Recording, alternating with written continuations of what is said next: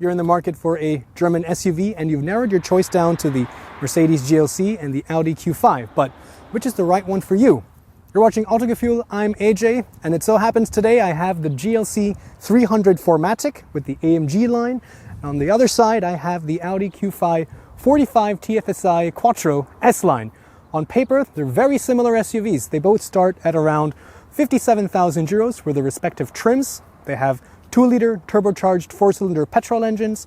They both have all-wheel drive, 5 seats, but let's get into the details. Let's take a look at the design. Now, for both of these SUVs, you get different design packs. Here you get the AMG line with these really small Mercedes star logos right here, or rather these stars in the middle. Looks very nice. This is the new 2023 model year on the new C-Class platform. A lot of options on both of these test cars. For example, this gets the optional digital lights, the LED with the projectors. On the other side with the Q5, very smart looking design, the traditional Audi grille in the front. Even though the GLC is all new for 2023, the silhouette is very familiar. But that isn't to say that it's not beautiful. I think Mercedes, with their classic design, it's all about smooth lines and sophistication. Different wheel options are available starting at 19 inches, like the one you see here. This is AMG line, but also has this aerodynamic design. I also like the floorboard. The Q5, on the other hand, while very similar, seems a little bit more compact lengthwise.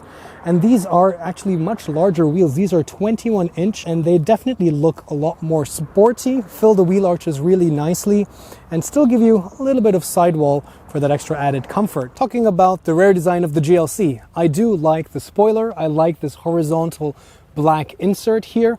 The tail lamps are also nice and horizontal. What I don't like so much, for example, are these completely fake cosmetic exhaust tips. But I'm so used to this now. It's been around for such a long time. It's old news. Are you guys making your peace with it? Are you accepting it? Put it down in the comments below. But at least it does redeem itself with this diffuser here on the rear. If you take a closer look, you can notice that the indicator lights on the GLC are not cascading. If we take a look at the Q5 now, we can start with that right away. You see that it does have that cascading effect. Not a big deal, but I like these little details. It adds to that extra feeling of sophistication and luxury. But the design definitely on the Q5 is a little bit more subdued. Same story down here though. Completely fake cosmetic exhaust tips, but same as well with the diffuser. Here is the key fob, nice and heavy, but of course you have keyless entry. Let's take a look at the door closing sound. Really robust, no shimmies or shakes with the latch and the clamp here. Neither did the rear door shimmy or shake or rattle, so really robust build quality. And now let's talk about the main difference between these two SUVs, their interior. Take a quick look at this red leather right here on the door. And of course you don't have to have red leather. You can pick even artificial leather, the Artico seats, which are a little bit softer. And in fact, you can even get those Artico seats with cooling function. But nice soft materials up there. Slightly harder materials down here. Definitely a lot more exciting interior. You can either love it or hate it.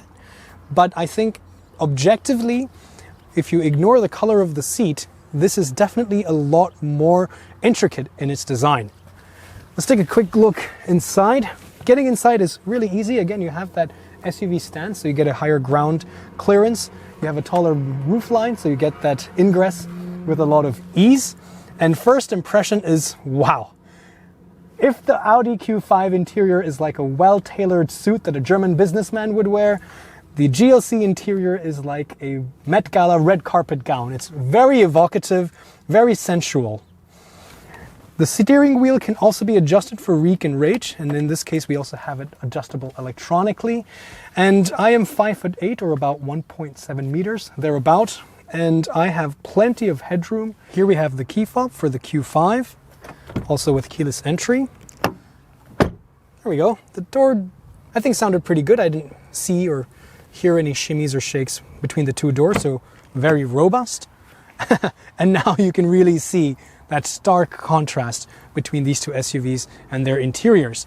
That isn't to say, however, that this is not well built. The materials are still very nice up here on the top. This is a nice, interesting inlay. You have this kind of suede-like material here. Nice padding. And good to see there's actual physical controllers. A lot more traditionally designed, I would say. With this being the S Line, you have the S Line seats, which have the Dynamica microfiber insert along with animal leather. Very comfortable, a lot of adjustment even for the steering column in terms of reach and rake. Plenty of headroom for me at my height, and yeah, definitely doesn't feel cramped in here. Cockpit overview. Well, let's test materials. Very soft on the top, but this inlay here seems a bit hollow if I tap it, and so does this.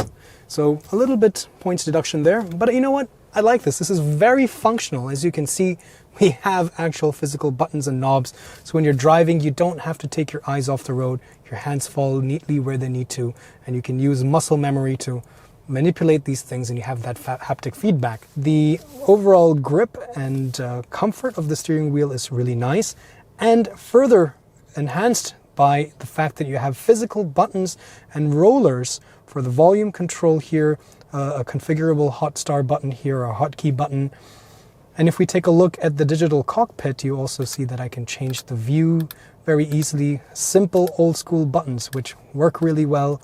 I have a nice wheel to scroll through the different menu. And by the way, we can already take a look at this right here, the long-term memory. So I've been testing both of these cars for the past few days, and both have been returning very similar mileage. So again, very similar in terms of the engine power and drivetrain and their efficiency as well, because of the similar weight. I would say reasonably you can expect it to be around 8.7 to 9 liters for 100 kilometers, depending on your driving style. This also has a head-up display, a very big contrast to the screen on the GLC. This is more horizontal, and up here significantly higher. I also like this screen though. It works really well. It has a nice clicking sound when you click on it. The color scheme is a little bit darker. You have different options for the car settings, including the Audi Drive Select, and you have different options for the driving profile, including an individually customizable physical knobs to control the air conditioning, seat heating, because these don't have seat cooling in this particular seat version. And you have also toggle switches here, so if you even touch them, you see what option this is for. This is for which vents. Gear selector, electronic parking brake, and down here you have the sliding armrest, which we can raise. So let's talk about the design, since that's definitely the pièce de résistance here in the GLC. Nice wood texture inlay up here. Seems very solid, so if I were to tap this, I don't get a very hollow sound. Flanked by these aluminum or chrome kind of accents along with these stripes. Generally, very lovely design, kind of like a cascading waterfall. Further heightened by the ambient lighting that's everywhere inside the car, especially in the front, even inside these air vents. And the funny thing is, if you change the temperature from hot to cold, it becomes blue, and if it's cold to hot, it becomes red momentarily. So getting a good grip. The paddle shifters also fall really easily to hand. And yes, you have capacitive buttons to control these things, but I think, you know, they have done the best they can, because first of all, these are on separate spokes, so it's easier to just feel which one you need to go to. And then because they also have these little ridges and indentations, it's also a little bit easy to feel which button you need to press. And they do actually have a click function, so when you press the button, for example, it does also do the same function as tapping it. So you have that option to press to get that more tactile haptic feedback. The instruments are also completely digital, so a lot of functionality and a lot of customization options. I can have a sport display, I can have, for example, the off-road display, or even just have a full navigation map here. This car also comes equipped with the head-up display as well. The head-up display is also much better than the Q5. The colors are vivid. Actually, the real estate, so the area that it's covering, is also quite large. You have a nice map for the navigation, and in general, definitely my pick over the two. The tech in the GLC is definitely new age as compared to the Q5. For example, you have this really large touchscreen here. The bad news is that, for example, the climate control is completely controlled in the touchscreen. At least it stays always present here, so you don't have to open a separate menu. You can go into more details, but it's always down here. Close that with this button here.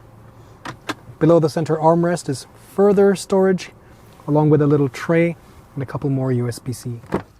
The rear door is actually quite long, so the length of the GLC kind of has been increased a little bit with this new generation. In my seating position, for my height, again 5'8", there's definitely no lack of room inside. I have enough space to slide my feet underneath because I have put my seat a little bit higher.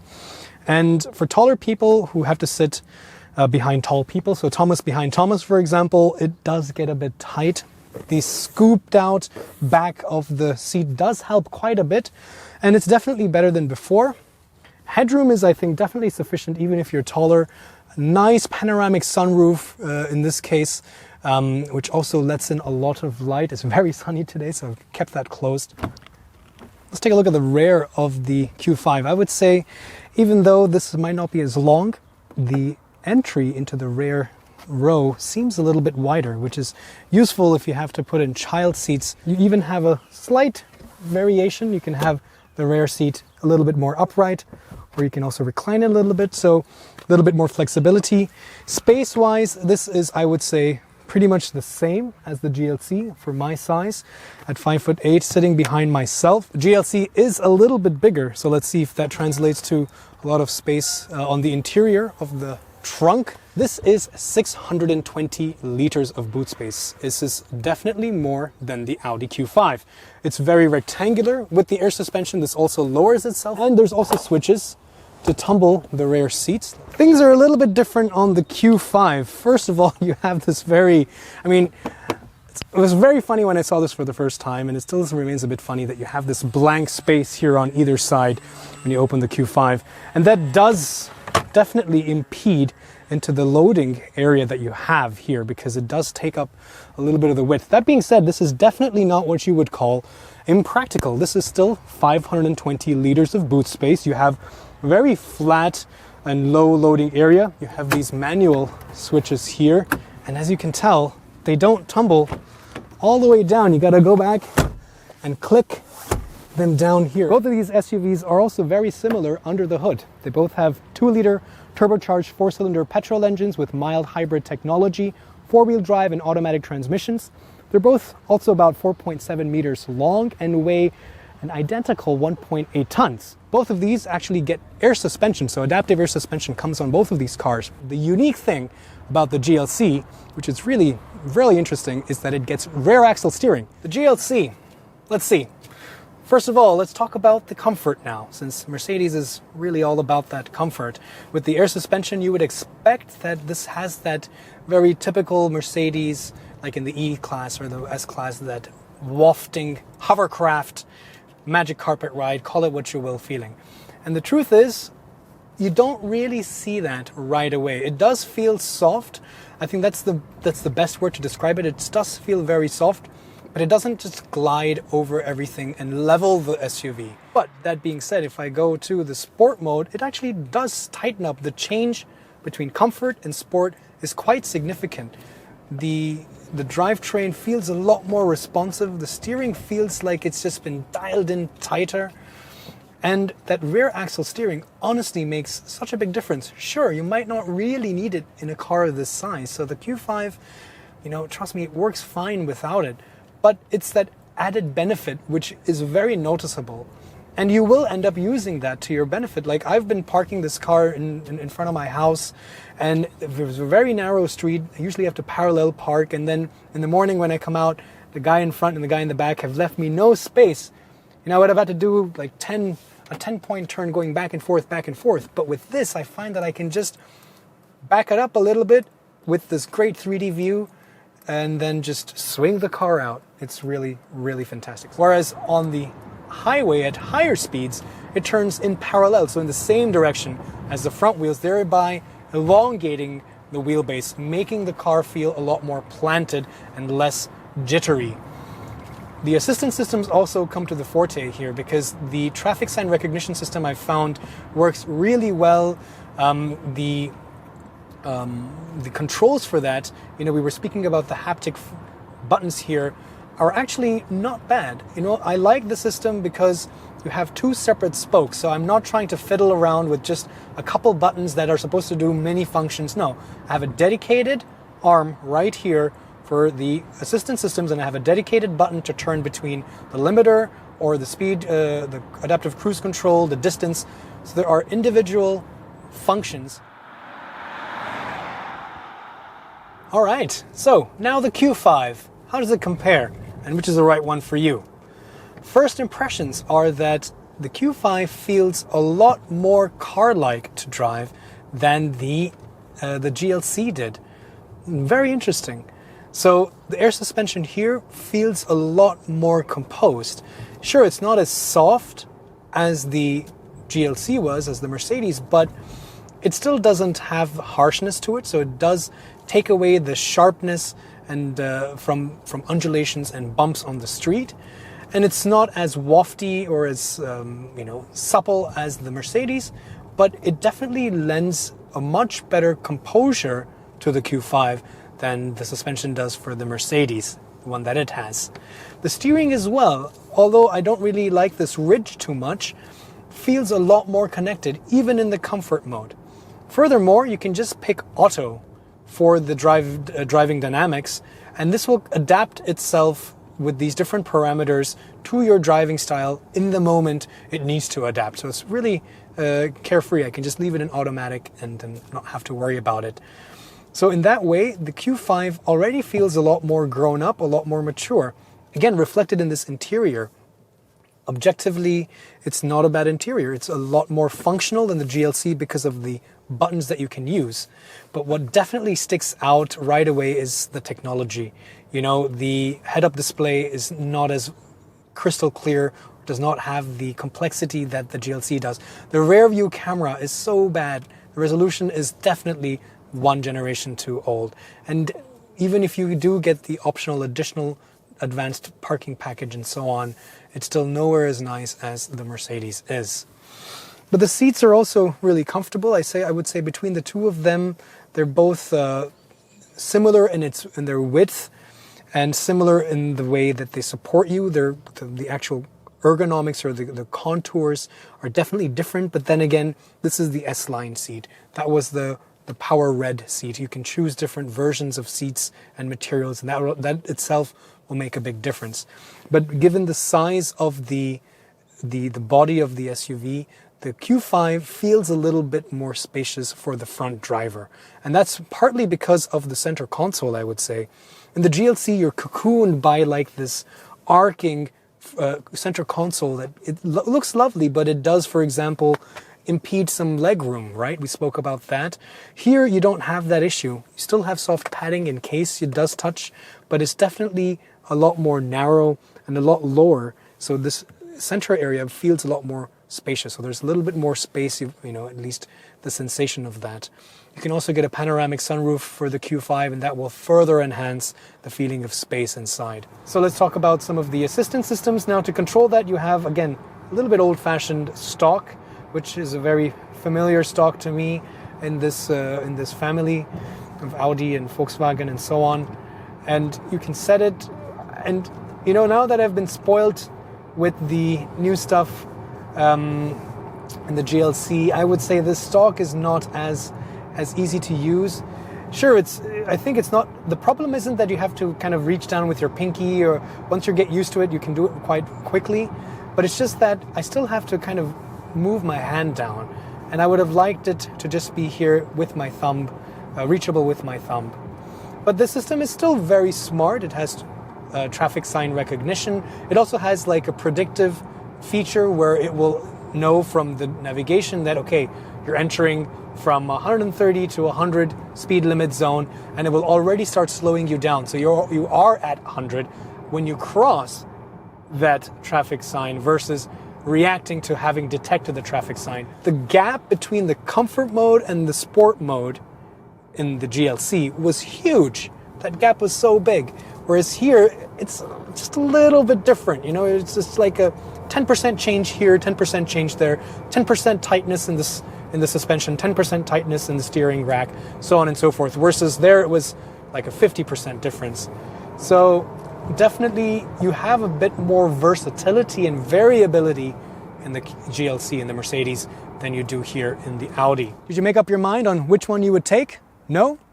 Well, remember when I said that these two trims start at 57,000 euros? Sure, but the options are a lot and are very expensive. This GLC, with all the options that it has, stands at 92,000 euros. That's a lot of money, that's GLE territory. The Q5, on the other hand, is a much more modest 79,000 euros. But it doesn't have the panoramic sunroof or some of the additional things like the advanced parking assist. So let's call that 83,000 euros with a more comparable spec. That's still a big price difference. And furthermore, this is an older generation, so you might be able to get a better discount on this from your local Audi dealer.